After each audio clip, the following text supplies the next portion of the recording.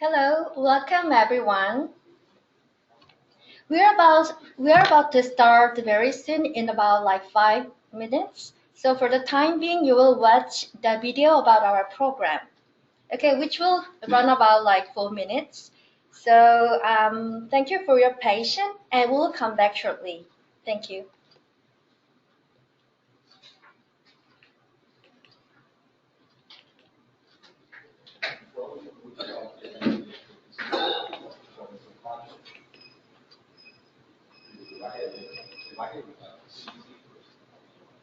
MBA.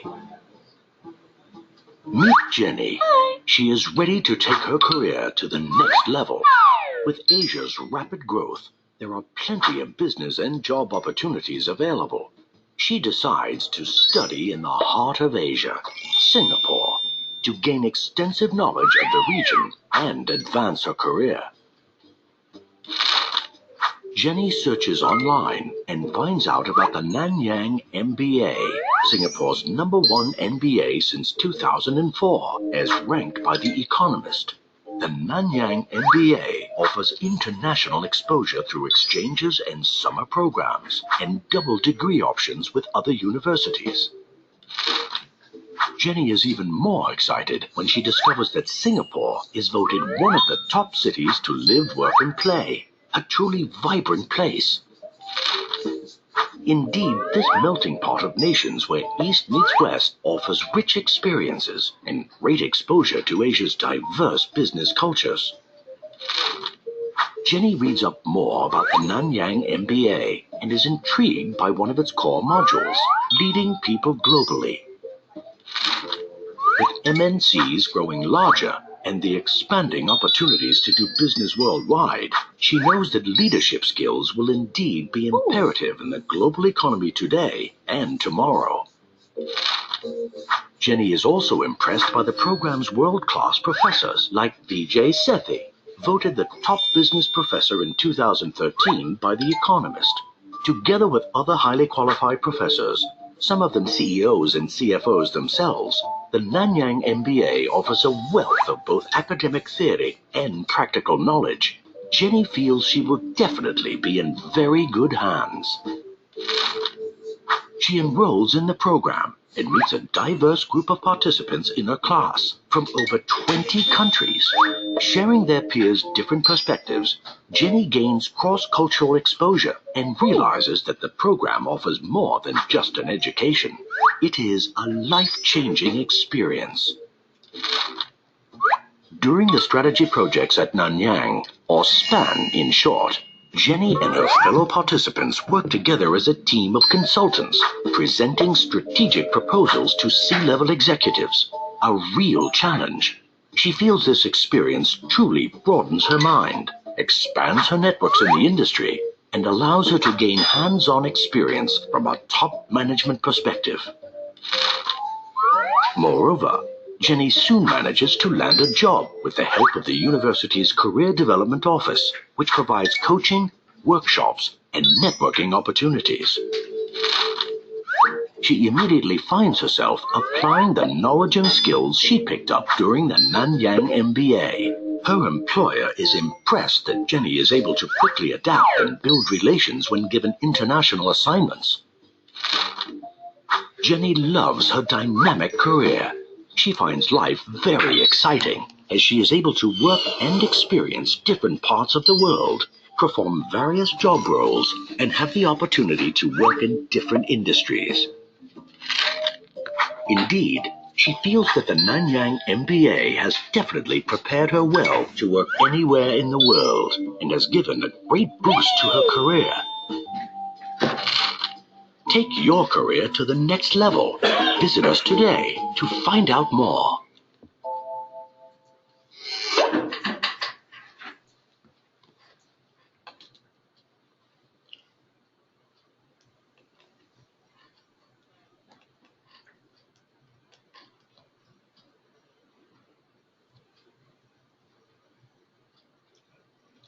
Good evening, good morning, and good afternoon, everyone.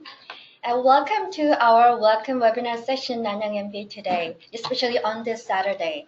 The reason why we set this timing is we like to accommodate your timing as possible as we can, because we understood that you are very busy even still now during the weekdays, so it's quite challenging for us to accommodate your best timing, especially from almost 20 different nationalities.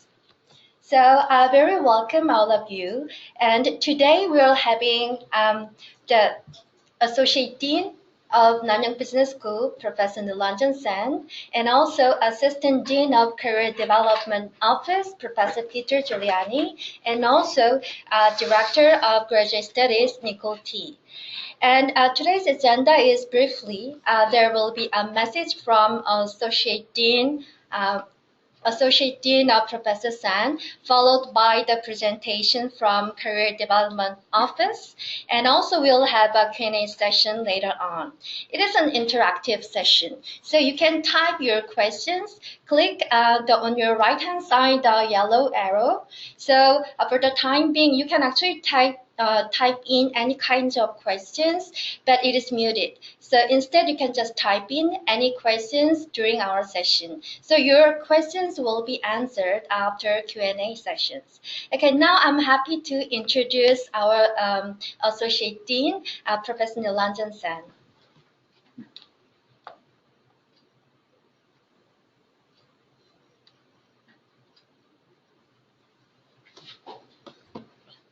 Well, as Rena said, good morning, good afternoon, and maybe good night for some of you. Welcome to this webinar, and welcome to all of you who have decided to sort of join our program and be part of the Nanyang family. I know some of you have just gotten the offer letter and probably sitting on the fences, but we do appreciate you taking your time, giving it a careful consideration before taking the final call. As I've always believed, and also I've shared with some of you, this whole process, of admission, the program is not about NTU, it's all about you. It's about you and your aspiration. And we are here only to support and hopefully, if necessary, provide the guidance to achieve your desired goal. I understand we are looking forward to a pretty diverse group one more time this year. It will be a cohort probably somewhere in the mid-50s, 50 plus, with 16 to 18 different nationalities, and a very good mix of 35-75 gender mix, 5 years of work experience, and probably around 27-28 years of the age distribution. We are excited and looking forward to having you on campus. It is a pretty exciting, intense program over 1 year. And we would very much like to get you started way before you actually physically, get to our campus.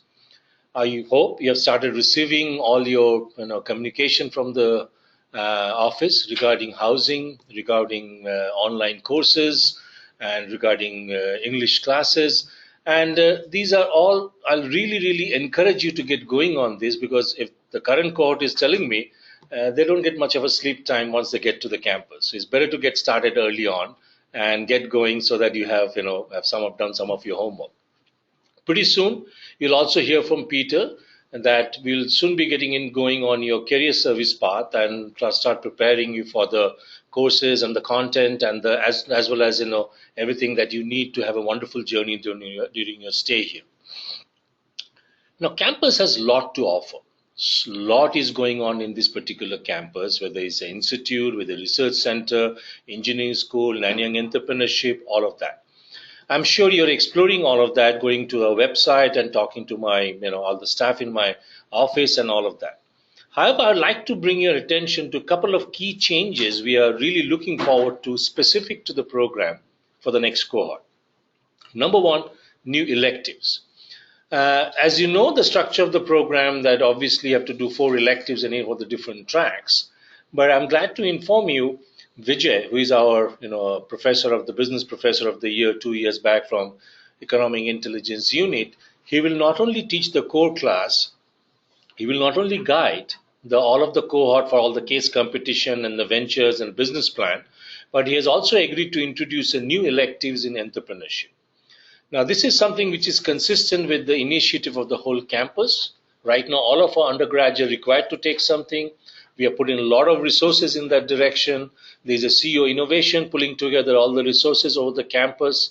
And I'm really, really excited about this because if one of you gets going, some of you get going on this venture under this particular umbrella of this course, there's no limit to it, essentially.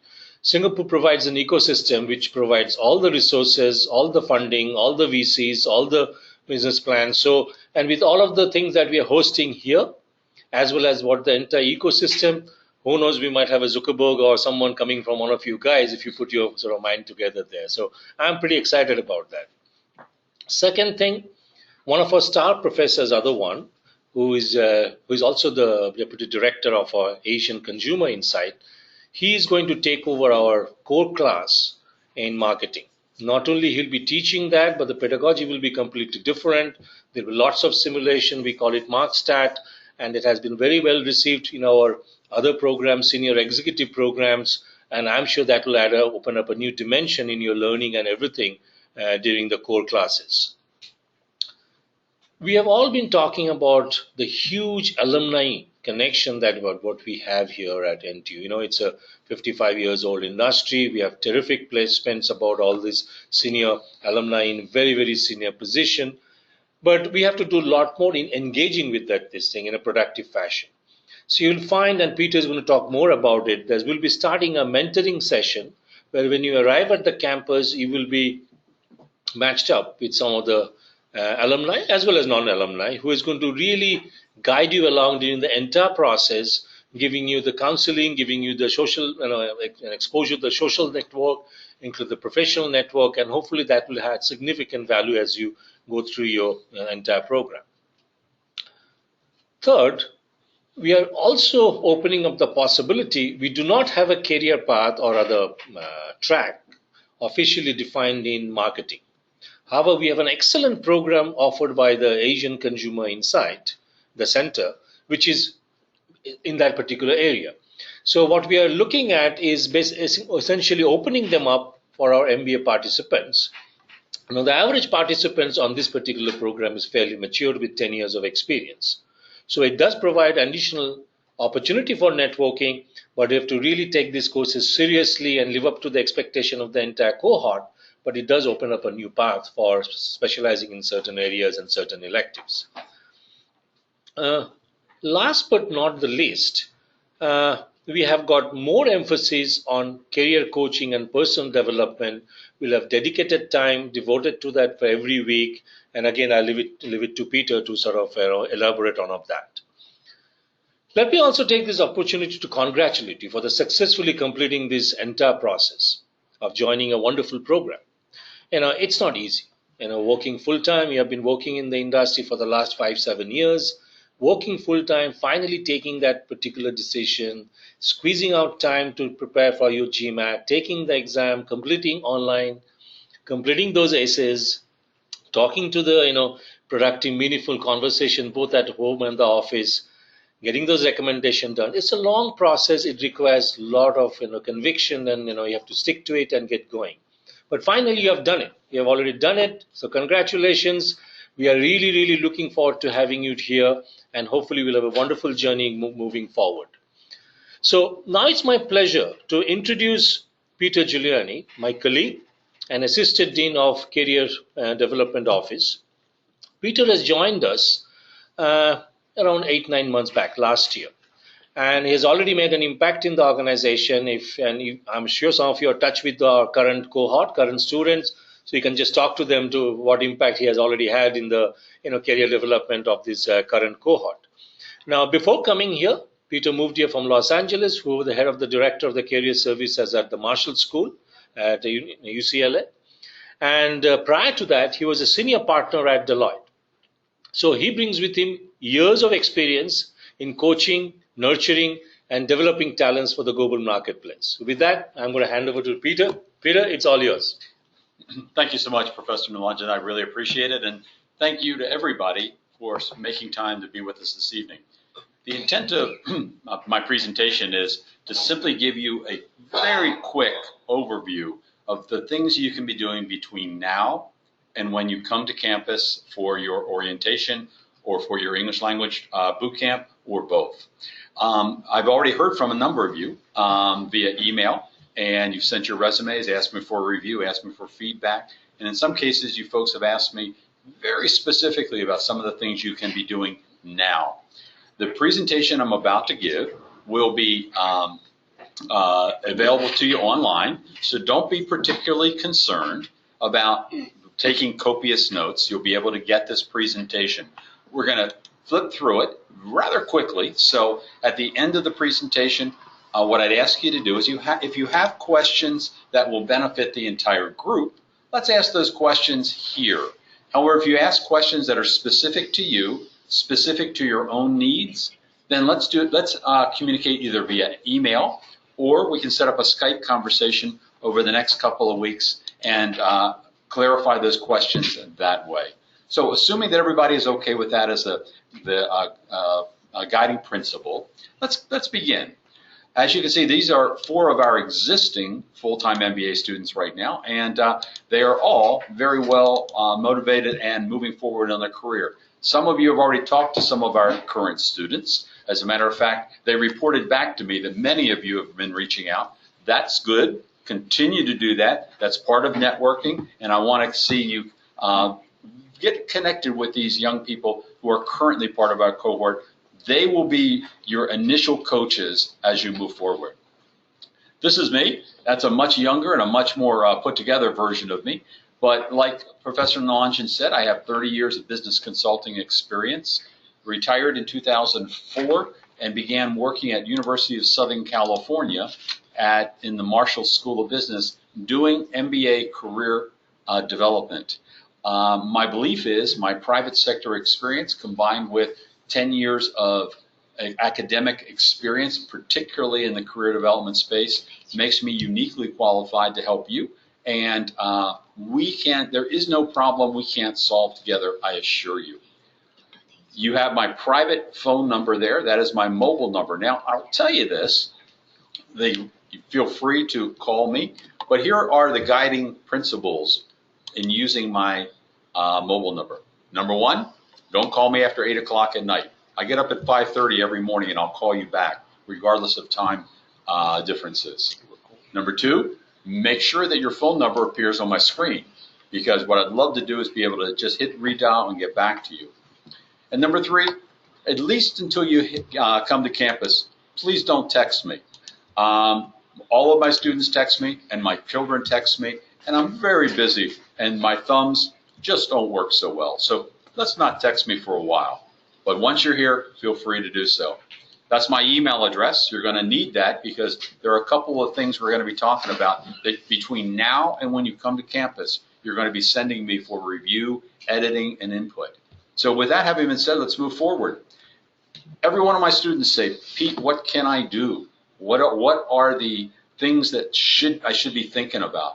And what you see here is what I call the career checklist. And it pretty much is in order of importance and in order of one thing should necessarily follow the other. We'll quickly go through this, and then let's go back and we'll do a little detail behind it. First thing I would recommend that you do is print out this and pin it up on your wall somewhere. Second, start a career journal. Now, what do I mean by a career journal? It can be soft copy, it can be something on your personal handheld device, or it could be something that you do paper and pencil or a binder. Whatever it is, make sure that you start it today and continue it going forward. Second thing I would suggest that you do, and by the way, when you come in and speak to me for one-on-one conversations, I will ask to see your career journal. So this is going to be something important. It may not seem too busy right now, but I guarantee you at the end of term 1 and term 2 and term 3, things are going to become very jumbled. So this helps keep your thinking straight. Number 2, talk to your family, your spouse, your significant other about your career plans. Often the people who care for you the most have the best insight. And I would also suggest that they're the ones who can give you some real good ideas. Number 3, find a mentor, or maybe even 2. This is someone who you respect, who's committed to your success, and really isn't afraid to say to you, hey, that is not a good idea, or that doesn't fit the person that I know, or I understand that that's what you might like to do, but let's think about that differently. The next thing is I want you to work to develop clarity around your personal value proposition. What do I mean by that? That's the thing that makes you special to an employer.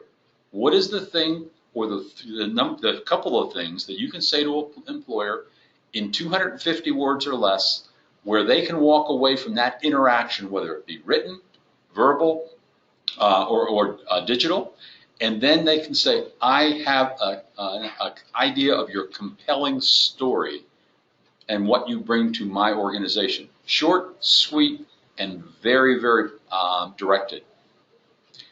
We'll work on this during orientation, but what I'd ask you to do is to start this now. Start developing it now. And by the way, this is something that's very, very good for you and your mentor to work on together. The next thing is to research and develop a dynamic list. And by dynamic list, I mean the list should always be changing. When you put one company on and you take one off, there's always should be another to fill in the gap. But you should always be working or researching at any given time 12 to 15 target companies in your desired industry or industries. And this is going to demand some research. This is going to demand some hard work. This is going to demand that you talk to you take a look at what you're good at, what you want to develop in terms of your career, and that list will be another thing that I would ask you to bring to every interaction with the Career Development Office so that we understand how you think, what you're thinking, and then how we can possibly help you.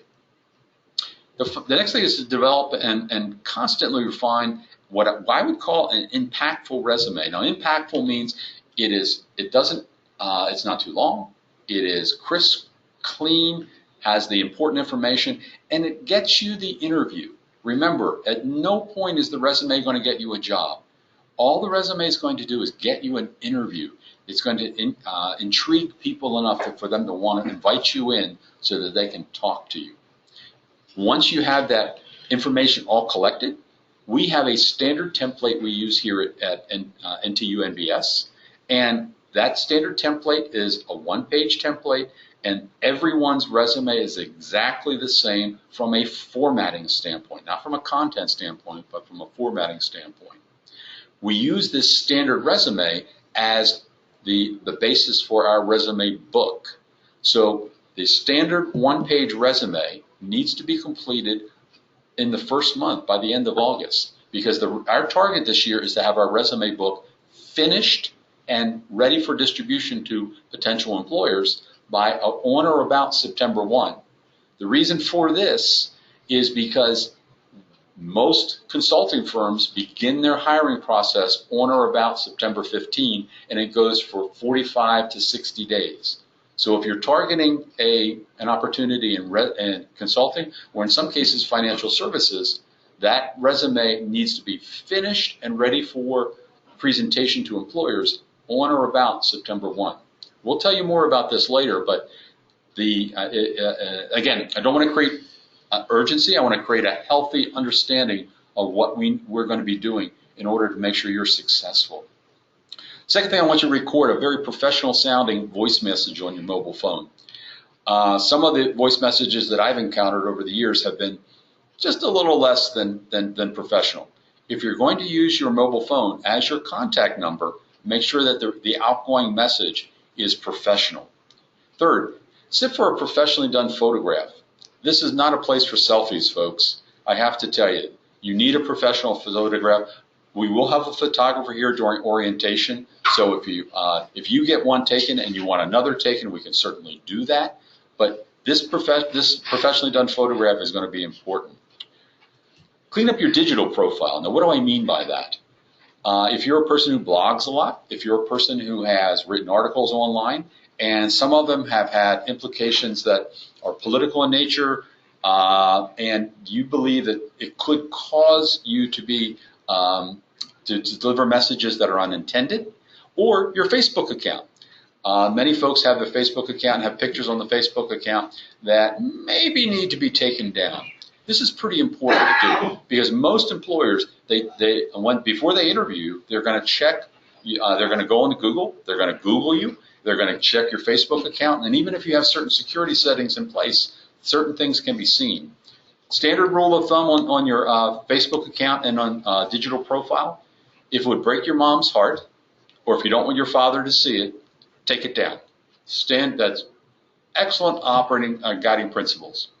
So, then what I need you to do is send a draft of your resume, saved in Word, to me.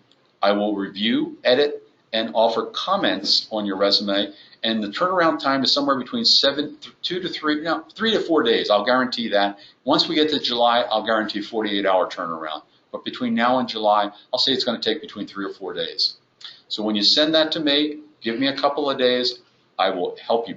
I will review it. I will help you edit it. I'll make comments. I think a couple who've already done it have sent it to me. I've sent them back at this point, and they were continuing to do a very, very good job of developing crisp marketing tools. Next thing I need you to do is create a LinkedIn profile, a robust LinkedIn profile. Many of you, and I've already just done an audit of some of yours, the LinkedIn profiles are pretty scant, pretty slim. I will tell you, every one of our employers will go to LinkedIn and do a LinkedIn review of you before they interview you. Every one of our employers are using LinkedIn. That is going to be an absolute must. If you want to see what I consider to be a fairly good example, please feel free to go into my LinkedIn profile. Take a look at it. This is now obviously you don't have the same amount of experiences that I do, or go into the LinkedIn profiles of the current batch. Those folks have worked very, very hard to make sure that they have a robust online resume or curriculum vitae in many ways. After you've created the LinkedIn profile, request recommendations and endorsements from your networks, your former supervisors, clients, coworkers. Get as many people saying the right things about you as possible. That, in effect, is a reference. Re-engage with your undergrad alumni association, and engage all of your current networks. It could include community, professional, family, friends, volunteer networks. Engage with them. Let them know what you're intending to do. Let them know what you'd like to do post MBA, and get the people who know you best and care for you as part of your team to transition to that next level in your career. Finally, last two things: read a case interview.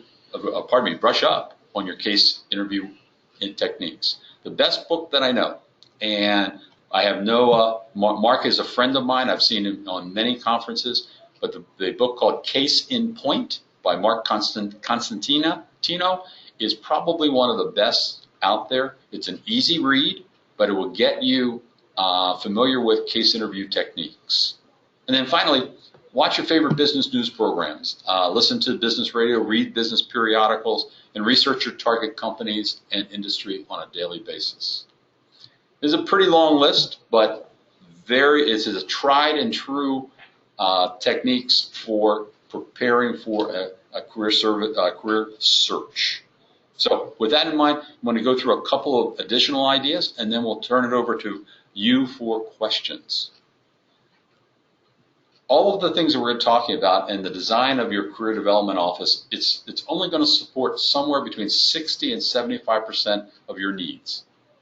And it's also going to only take a look at and produce about 60 to 75% of the total success that you're going to have. Each of you have to close the gap by yourselves, working hard. And bullet number 2 is pretty important. How urgent you feel about career services and about your career development is a personal thing. I can't make you feel urgency. However, master's level hiring timelines and processes at most of the desirable employers that you're probably considering are fixed. So you can make a decision after an employer has finished their hiring cycle, but your chances of being considered by that employer are very, very limited.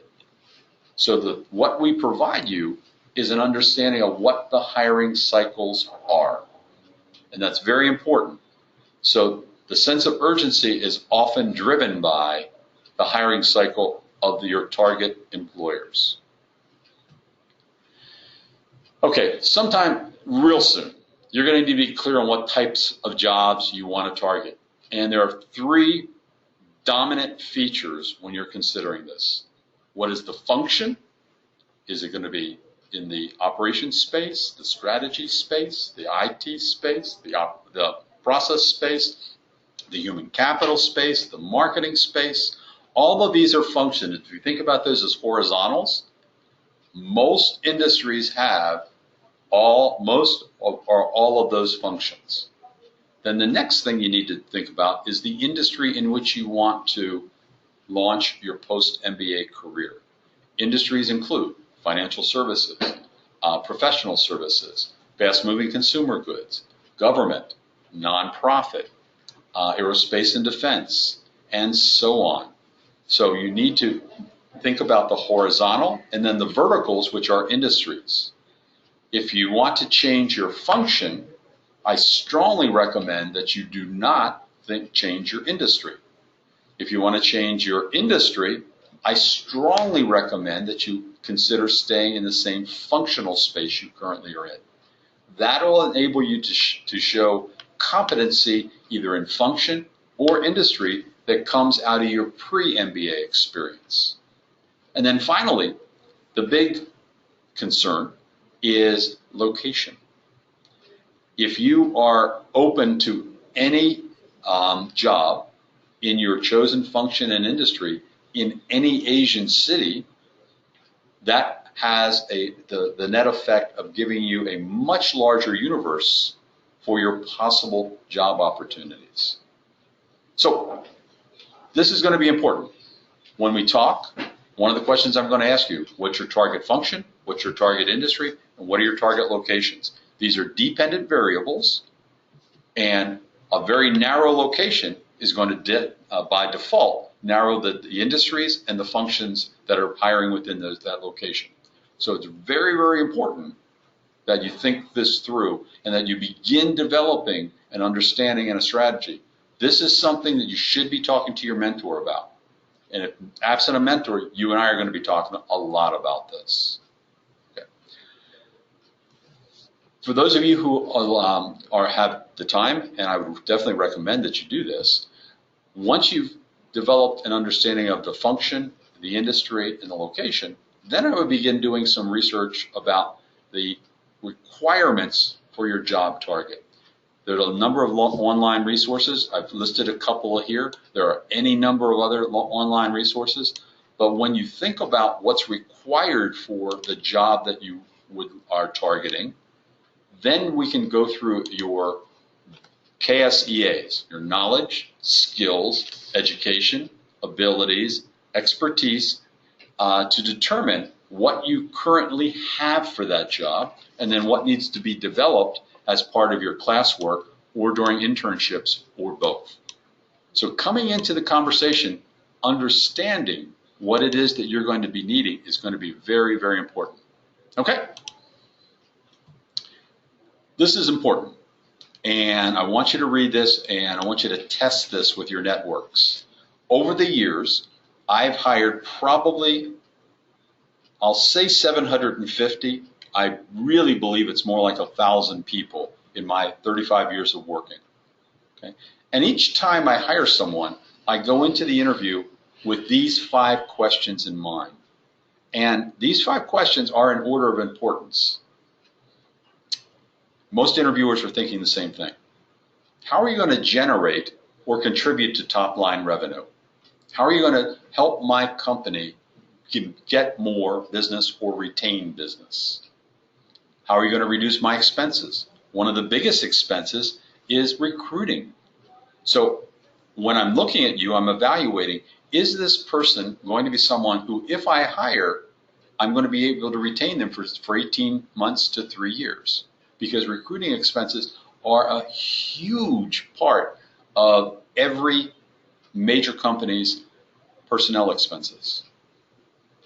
How will you either help me leverage or reuse or repurpose current and future assets? So if I have a team, are you going to come in and contribute to the success of that team? If I have certain softwares, do you know that software? If I have certain processes, Are you going to help me to be able to improve those processes? Have you ever done anything like a SAP implementation, an Oracle implementation, a PeopleSoft implementation? Have you ever been involved in any Six Sigma or process reengineering efforts? All of those things help me to repurpose or leverage those current and future assets. How are you going to reduce the risk associated with doing business? What have you done that would help me improve my quality, help me decrease the number of faulty product or waste, and help me reduce the risk of doing business that happens every single day?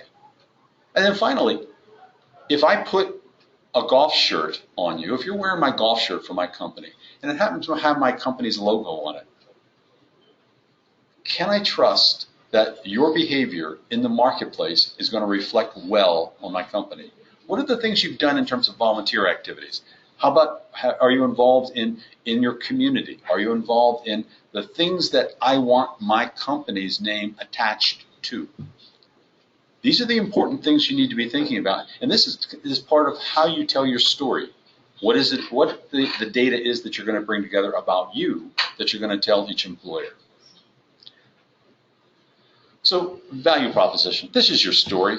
And it's not simply about just you. It's about what you think you can do for your company. Now, the 250 words, it is basically going to be the same each time you meet a company. You're going to, so 80% of it is going to be the same because you can't change what you have done or will do. But what you can do is you can frame it in terms that are germane to that particular company. So having the vanilla value proposition is key. And then once you begin applying for jobs or internships, then you customize it for that particular company. Where you're going to use it? Easy. Resume, covers letter, social media, networking events, when you do any introductory materials, telephone interviews, face-to-face interviews, thank you notes. This piece, this value proposition is probably one of the most important things you do. And by the way, this happens before they see the resume. So this is the bridge between where you are today and where you hope to be, and that is considered by key employers. Next, this really very important, you need to be doing an internet search for your target companies. Absolutely key. I use as my rule of thumb 10 to 12 internet companies, or 10 to 12 companies that you are targeting at any given time. So what do you need to know about these companies? Well, you need to know a couple of things. First of all, you need to know, what the size of the company is, for goodness sakes. Is it a small to medium-sized company or a large corporation? And does that fit your objectives? Is it private or government controlled? Very different way we approach it. Is it traditional or entrepreneur? And again, positioning you, and this is also going to help you understand, are you going to be happy with this company? If you're an entrepreneurial spirit, going to a traditional company may be the safe route, but it may not yield the long-term satisfaction that we're looking for. What's the company culture like? What type of people do they hire? What's the current company position and what are their future goals? And then how can you contribute to these? All this information is key for you to be able to prepare for the interview and be able to tell your story in a way that is germane or compelling for the company. And this is going to help you just position yourself most efficiently and effectively.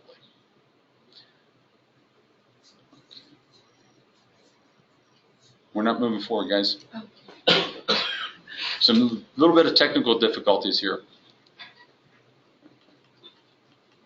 There you go. This is a list of the top recruiters that we have interacted with this year. Most of those logos there should be logos that you're very familiar with. These are the companies that have either interviewed our students, hired our students, or have provided them internships. They're also the companies that come to campus and speak to you. So these are some of the best and the brightest. We're always looking to expand this list, but every student asks, so who has been there this year? And these are the companies, and I thought I'd just share that with you. The resume is not a CV. It is a marketing document. It does not get you a job. Only your most relevant experience goes here, and only the information that will increase the chances of getting an interview should be on the resume. So as you write your resume, and I've already seen a couple of them as part of the packages that you submitted for your admission. Some of the resumes are very long and detailed. While the detail helped us to make some decisions about admission, it's not going to help you get a job. One page, that's where we're going to go, and that's the structure we're going to have going forward. Now, all of that additional detail should be part of what you put on your LinkedIn profile. Okay, there are three kinds of resumes, basic out there. You're going to hear chronological, functional, and combined. We tend to go to the combined resume, and you're going to see all of our coaching is going to get you to that combined format. We put advantages and disadvantages for each here, but I'm not going to go through them. You can review these at your leisure. But the combined resume, we believe, for MBAs with 5 to 6 years of work experience is the best. And here is an example. Ashwate is one of our current batch. She has did an excellent job of both a functional as well as a chronological resume, and it was very successful in the marketplace. We can tell you, Ashwate gave me permission to share this. She recently signed her contract with Apple and will begin her career at Apple in July. This is one question I'm going to ask. I'm just going to put up there and just answer it ahead of time. You may never lie on your resume. The world is too small. Please, don't even think of embellishing. Okay, but at the end of the day, every year I have at least one student who raises their hand and says, "Can I make it more than it is?" No, and we will help you think it through. Now, list of job achievements. This is going to be important for your resume. Come prepared to your resume writing process with these achievements for a particular job. I've given you some samples there. Please use those samples if they help you, and if they help you think through some of the great things you've done. By the way, everyone on this call has an incredible achievements. We already know that. We've seen them on your applications. Make sure they come through on the resume. Okay. Turn those job achievements into action benefit statements, and make sure that you can not only do this for the resume, but you can also do it for the interview.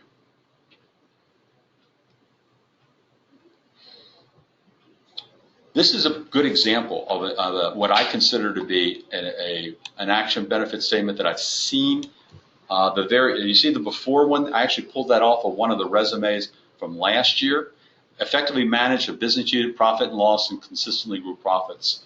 By the time the student and I sat down and we chatted about it, I said, talk to me about what that meant in terms of real dollars. Talk to me about what that meant in terms of gross profit.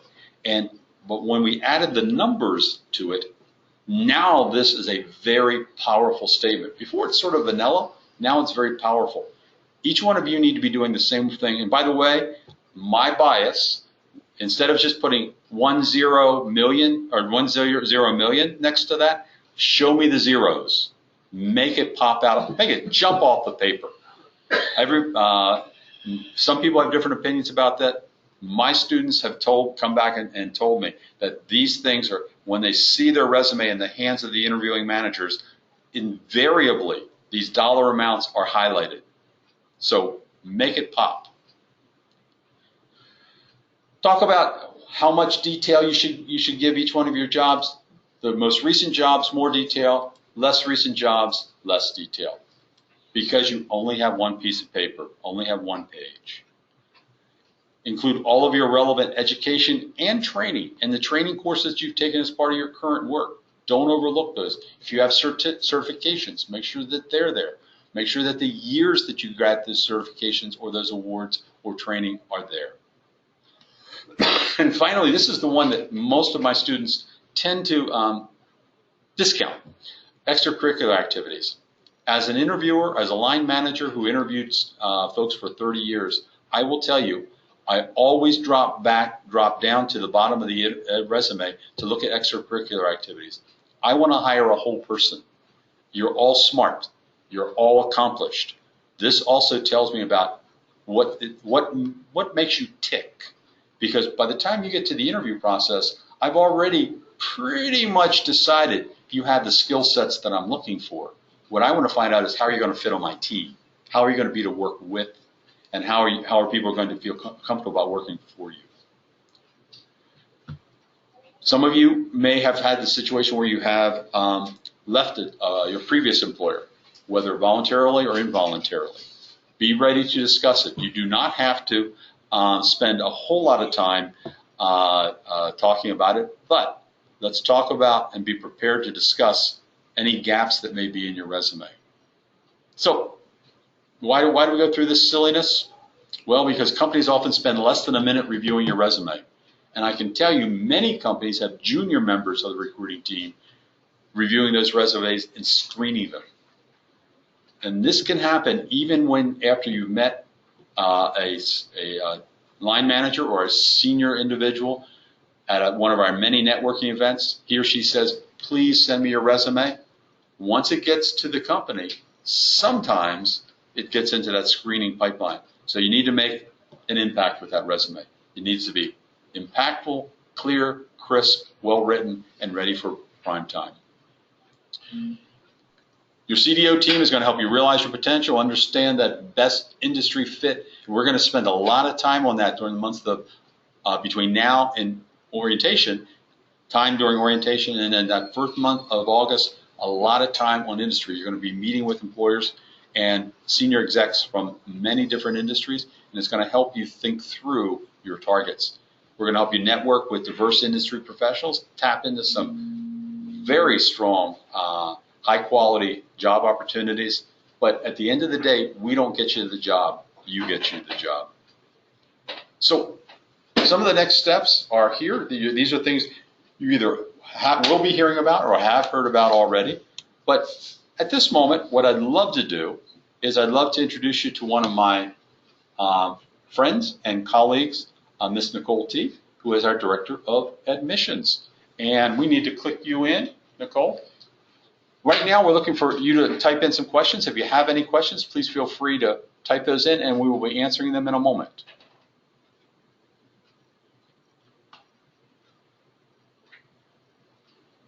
Hello, everybody. As Pete said, my name is Nicole, and I'm the Director of Graduate Studies, and I look after the marketing and admissions of the MBA and other graduate programs. Today's session is meant to get you warmed up for the MBA program. I have done an MBA program myself, and I can tell you that this coming year is going to be one of the most exciting and enriching experiences for you. I can almost feel the excitement for you. And, in order to get you prepared for the coming year, we're here to answer any questions that you may have. Do use the opportunity to ask anything you'd like to know. So you have only seen a few faces so far, but actually there's a whole team behind us. So I will pull in whoever are the best people to answer any of your questions. So to ask your questions, all you have to do is to type your questions in the questions box on your screen. All right, and right now I can see the questions coming in. All right, you may have already seen the first questions that Indah Purnama from Indonesia has asked. So her question was, can we download the presentation materials? Yes, the answer is yes. We will be sending you a link of today's video recording. So you should be getting that very shortly after this. And yeah, you'll be able to review today's materials.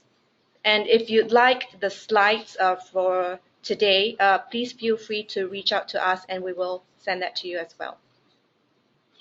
Okay. Let me see the next question.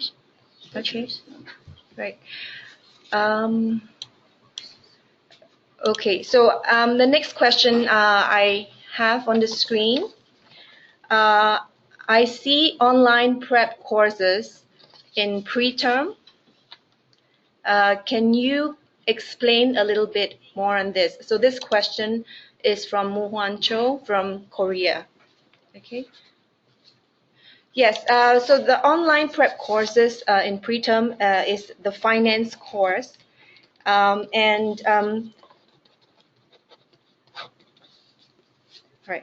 Okay. Hold on a second, please. Okay. All right, I'll bring in Reina Kang to answer this question. Hello, everyone. I'm Reina Kang.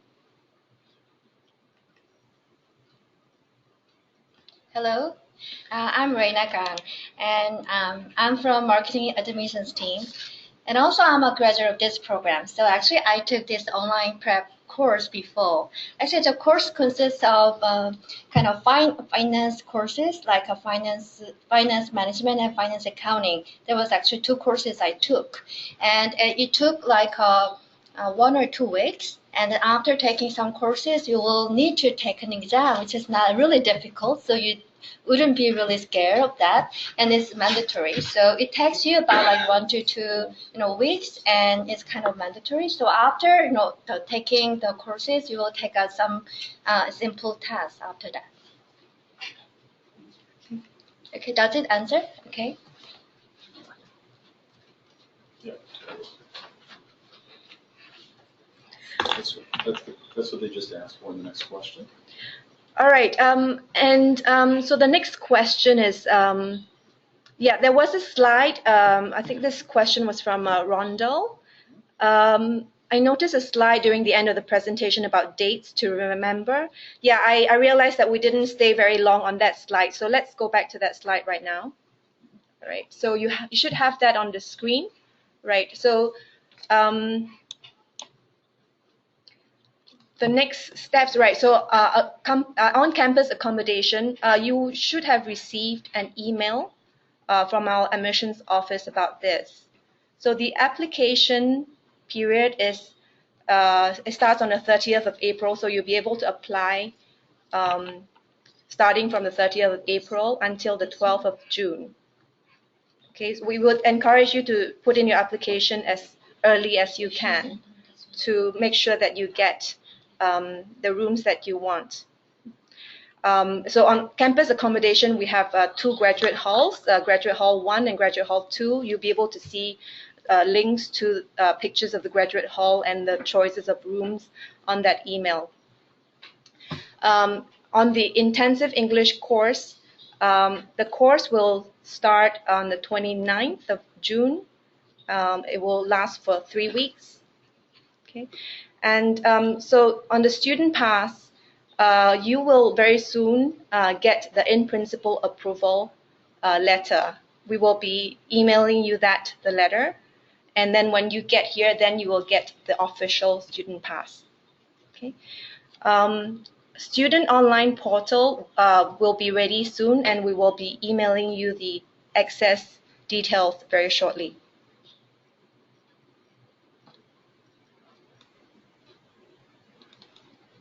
Okay. Question. Yes. Let me go on to the next question.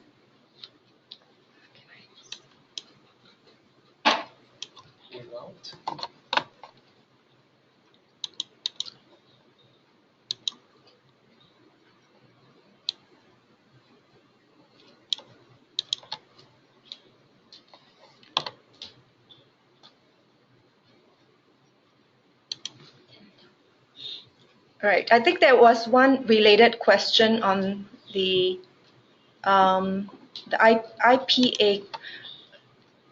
How soon will we be getting our IPA approval? Actually, I think I would need some clarification on that. IPA, I think Shreya Bedi, do you know? Well, can you perhaps send us another question to clarify what you mean by IPA? This one. Okay. All right. Yeah, so in principle approval, so we should be sending you that letter in the next few weeks. That will be in May. Okay.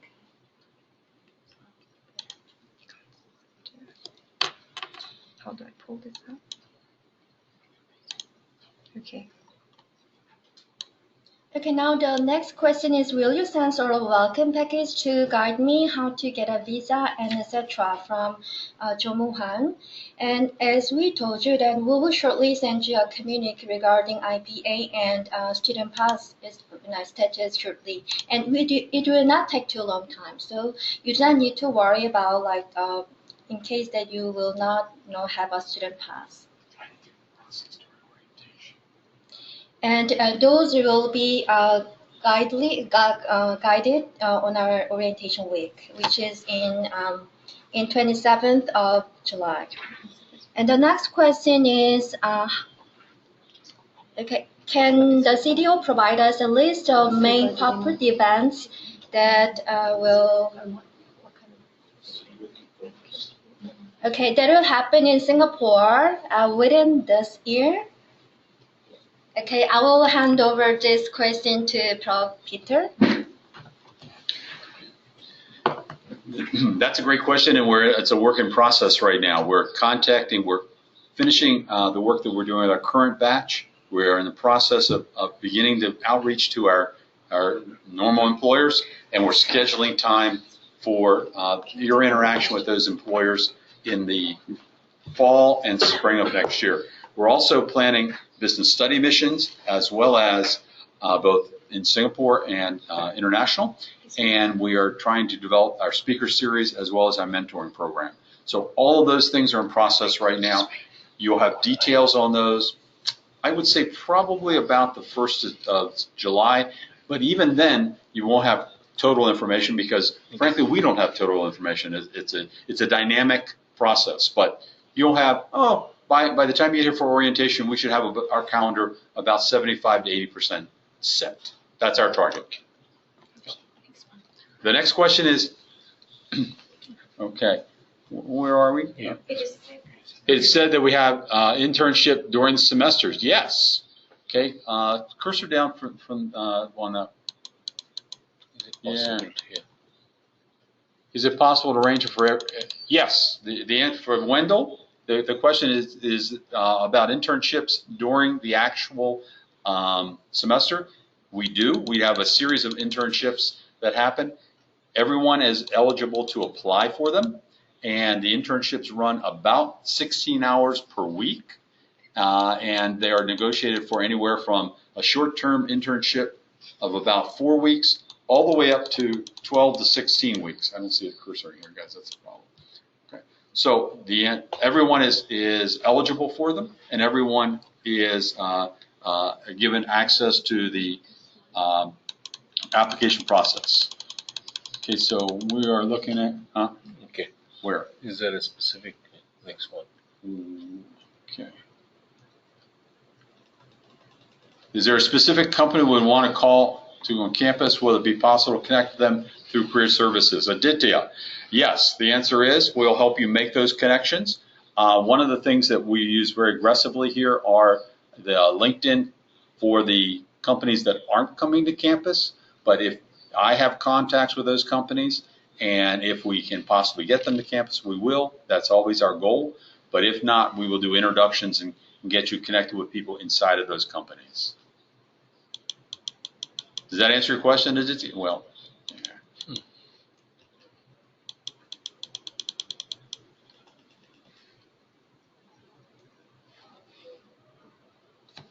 Oh, okay. Great question, Deb. Okay. Just read that the IPA will be mailed out. What is the timeline for receiving this, and will the school confirm our best address? DEP is going to be moving shortly. Great question. Thanks a lot for the administrative task. What I would recommend we do is I'm going to turn that over to Nicole and let her respond. Yeah, it's going to be email, right? Yeah. Hi, I'm back. All right, so the IPA letter will be emailed to you. So using the email address that we've been communicating with you. So if you have any updates to the email addresses or you prefer to be reached at a different email address, please let our admissions office know by Monday. All right. Okay. Let's take the next question. Okay. Yes, I think there was another question on how you should prepare. Let me get back to that question. What is the way to prepare for the coming courses? Yeah.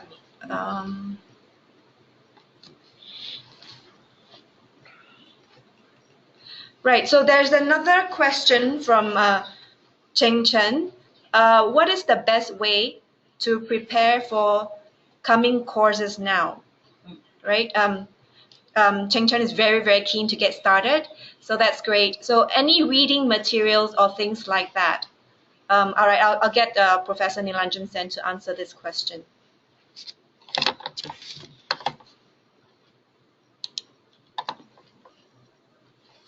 Well, I think it's a great question. I think it's relevant for everyone who is coming on board. As I was sharing before, it's a very intensive program with you finishing all these 15 classes or 47 units, credit hours within a year. So the more you prepare earlier, the better off you are. So having said that, little more in a few weeks down the road, these materials will be made available online. You'll be given access to the system that we have here, where the cases and all the materials will be provided online, and therefore you're more than welcome to start reading it and preparing it, and so that it'll make much easier when you get to this. Because remember, in the very first semester itself, you'll be probably taking 5 classes, which is a pretty heavy load for any semester, any trimester. So yes, we'll provide all the materials ahead of time so that you can prepare courses. If you have any question, you can get in touch with the respective faculty members and so on and so forth. So thank you for asking that question and getting that clarification. While we look at other question, another point about the IPA, in principle approval. I mean, you guys might be thinking about a lot of other countries. So if you're going to US, the system is a little different, right? If you go to another country, you might have to go to the embassy and seek their visa. Now, what happens here, we deal with the immigration office directly once you have been admitted. And there is absolute sort of a guarantee, because we have this arrangement, that you will be receiving that in principle approval after we get the approval from the immigration here. So you need not go to visa office to get any separate visa. You come in directly to Changi Airport, you land there with that in principle approval. They will let you in on the basis of that, no problems. And once you're on the campus, we guide you through to the Ministry of Manpower, get your student cards, and convert your this thing to a student visa. So I just wanted to make it clear, because I know the systems are very different in different parts of the world, but it's fairly streamlined here. And therefore, once you get the IPA, which will be again emailed to you, so no matter if you change the address and everything, and if you do change your email, please let us know. It will reach you in time, and that will be after we have gotten the clearance and everything. So you don't have to go to any consulate or visa office. With that letter, you're free to take a flight, land up here, and will be let in Singapore to come to your campus. Right, we'll take another question. So this question is from Inda.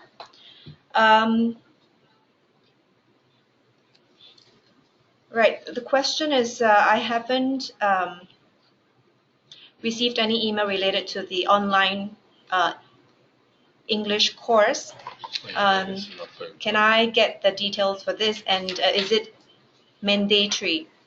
All right, so the online prep course is mandatory for certain nationalities, like the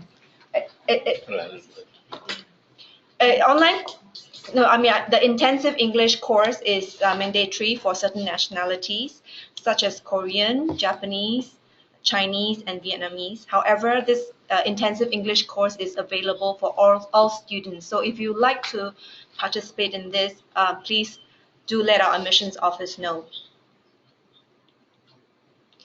Right. And then I'll move on to the next question. So this question is from Melina Leuven. What is required to apply for on-campus accommodation? So it is very simple, really. So you would have received an email from our admissions office. So basically, you just have to follow the link. and fill in the online form, and that's all it takes. And should you encounter any difficulties, please feel free to reach out to us.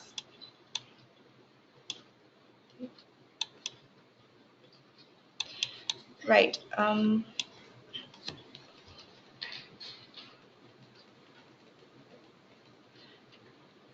Okay, I think, yes. So related to the on-campus accommodation, there's a question from Sriya Bedi.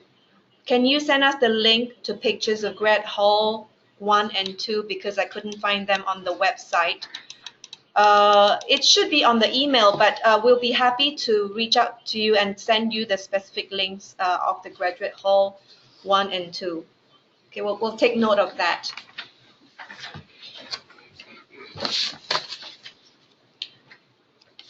Right, and then we have a series of questions related to career development, and we're bringing Pete on to answer those questions. I have a question from Kevin, and it says, if my previous work experiences are not relevant to the function I'd like to go to secure post-MBA, what is the best strategy to refine my resume? A couple of things. Let's pull all of the data together, Kevin or anyone else who may find themselves in this position. Let's pull all that data together and let's begin writing the resume, and we will take care of that as we refine it. But at this point, bring all of the information about you and your past experiences to the table, and then we will talk about how we build the bridge between what you've done and what you'd like to do. And that'll be a combination of things. Could be internships. Obviously, it's going to be your classroom work. Obviously, it could be some volunteer work. There's a lot of ways we can do that, but let's pull everything together first, and then we analyze it together. So, Kevin, I hope that helps. And then if you want any more specificity about your situation, let's you and I do some email together, and then perhaps we can do a Skype conversation also. I got a question from Wendy. It said that we may have an internship during the semester, so is it possible to arrange it for everyone in the MBA? I don't know what you mean by that, Wendy. My assumption is all full-time and professional and manager MBA program, folks in our full-time program as well as our professional managers program have options to take an internship. The internships are normally 16 hours. That's normally 2 days a week. If you are currently employed, obviously that's problematic. But if you are a full-time student, we wrap your internship around your class schedule. Okay? So we help you manage that with the employers. I hope that's helpful. And if you have more detailed questions, again, let's spend some time via email or on Skype. Anything else here in terms of career services? Yeah. Oh, wow. Okay.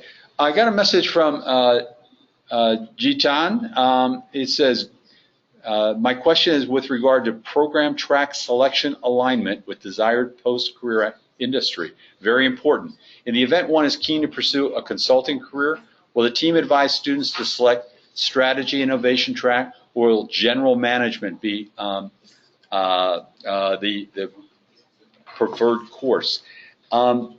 Jaitan, I hate to say this to you, and I sound like a former consultant when I say this to you, but it depends. It depends on what your background was and is, and what portions of consulting, because remember, consulting has those functional horizontals. It depends on your background and then which of the functional horizontals you want to become involved in. I think this is a personal conversation, and you and I ought to set up some time, either via email or Skype, to have a one-on-one conversation. But we can certainly make those determinations well before you have to select your track. So don't worry about it at this point, but let's begin the conversation. Does that make sense? I hope so. And everyone else, same kind of response. If you have if you want us to take a look at your personal situation, we're going to make ourselves available to do that, so that when you come here, you are feeling as comfortable and as grounded as possible. Actually, the grounded issue is one that's pretty important, and as my colleagues are looking at some other questions and trying to come up with some terrific answers, one of the things that I would always recommend that you do, get yourself ready, get yourself back into the study mode. If some of you graduated undergraduate 5 years ago, take the online courses, start thinking about how to be a student again. And I hope when you talk to some of the current batch and then you ask them for their insights and so on, I hope they're telling you things like that first trimester is tough because you are moving into a new environment, you moved into a new living situation, you have a new set of friends and new set of colleagues, and you're getting back to being a student, all of which can create a lot of stress and a lot of strain on your times. So make sure that you're taking care of as many things as you can before you arrive. Okay, so I'm going to turn it back over to my colleague Nicole. She has a couple of more questions. We're almost at the end right now. One more time, is it okay? Last question from Jose. Can the CDO provide us a list of main corporate events that will happen in Singapore within this year? I think we've already answered something similar to that, Jose. That's under development right now. I will have it for you by about July 1, and then I should have it at the 70 to 75% complete level by orientation. This is a dynamic list, a dynamic set of events, and it changes based upon the availability of the employer and the desire of my students. So if we have a high concentration in one industry versus the other amongst the target industries for my students, we're going to make the necessary adjustments to bring the right employers in to talk to my students. So Jose, I hope that answers your question. And again, if you have any more, let's set up time to talk. Okay.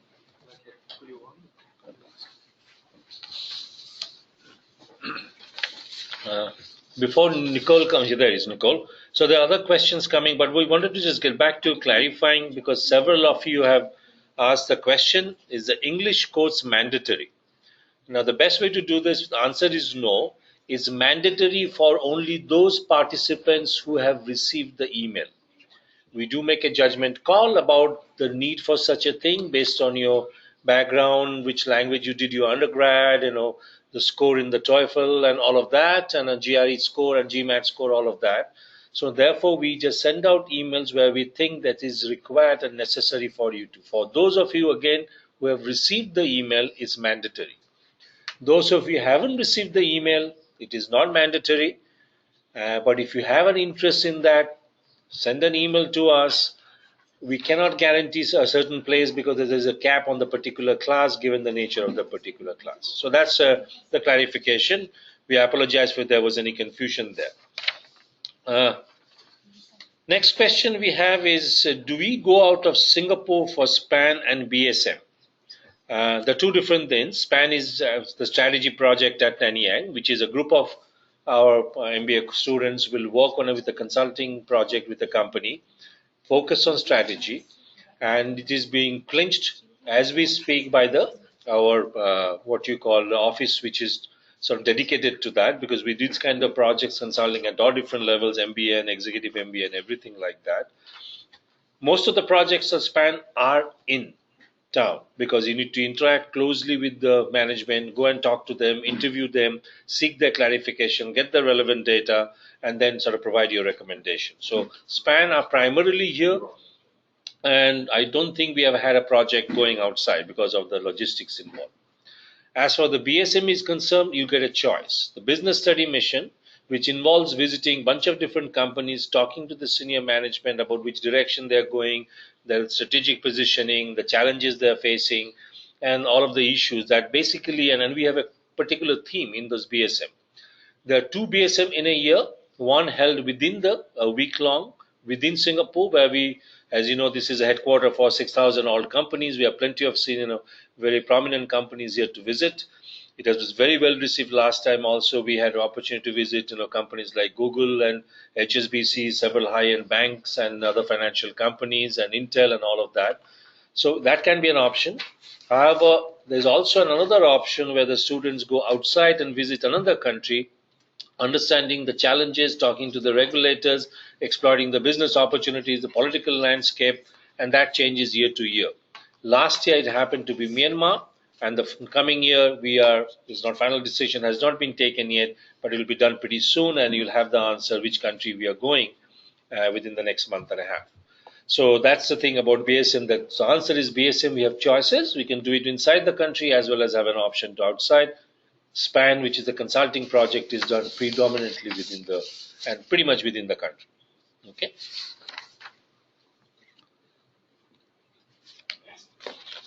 Okay, so we can take another couple more questions. So if you can let us know, and then we'll sort of take it from there. All right, I believe that we're running out of time. I'm going to pick a couple of two last questions. So for those whose questions are not answered, I'm terribly sorry, but we will share with you email addresses where you can email those questions to, and we'll get back to you on those specific questions. So the next question is, so when does orientation start? So orientation starts on the 17th of July. All right, so it will be a time where you will meet your cohort, meet the team here at Nanyang Business School. You have team building exercises, and you also get to know your environment and be taken through a lot of the administrative details that you need to go through. And you will be getting the schedule for the orientation program very soon. Okay. All right. I have another question here on, whether you will be going overseas for the SPAN projects and the business study mission. All right. So We already answered that. That's already been answered. Okay.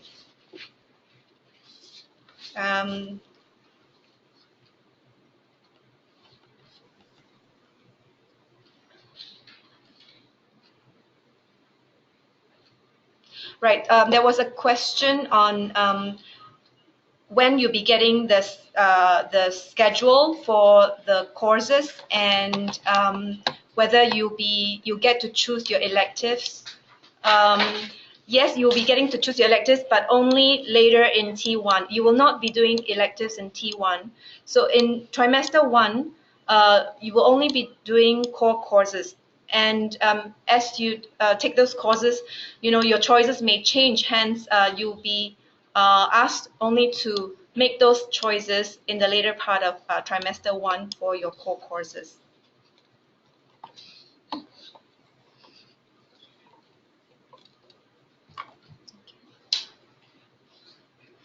All right, just one last question. No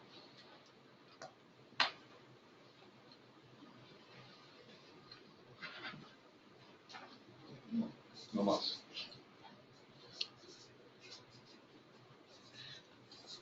All right.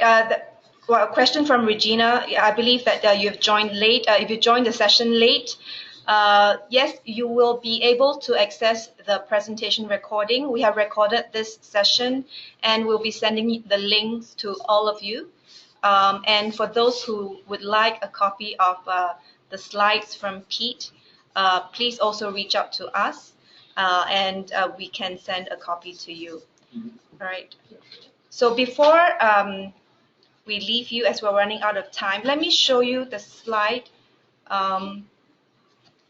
Let me show you the slide of the team that you could reach out to in case you have further questions. Right. All right. I hope you can see this screen. So on admissions matter, actually, for most of the questions today, please send the email to Lindsay Tan. So Lindsay is our admissions manager, and she will get back to you with any unanswered questions which you may have today. Okay. All right. Thank you so much for joining us today on a Saturday, whether it's morning, afternoon, or evening for you. And I hope that through today's session, we have given you some information to help you get started, and also warmed you up for the wonderful experience that is lying ahead of you. We're all very, very excited and getting ready for you to join us very shortly. So in the meantime, if there's anything myself or the team can do to help get you ready, please feel free to reach out to us. Thank you, and have a good rest of the day.